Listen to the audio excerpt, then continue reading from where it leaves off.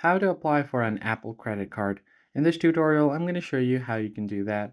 So the first thing you can do is simply go ahead and open up your settings menu on your iPhone and then scroll down until you find Wallet and Apple Pay. Just tap on it.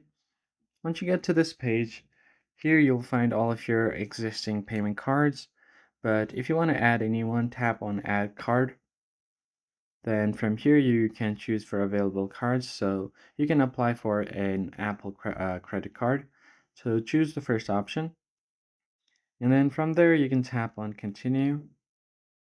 Now all you have to do here is provide some information here like entering your information like your date of birth, your name, and then your phone number. Now just tap on next after entering those details.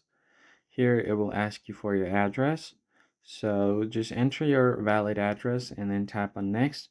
There will be a few more questions for you, so make sure that you give out all of those information to apply for the card.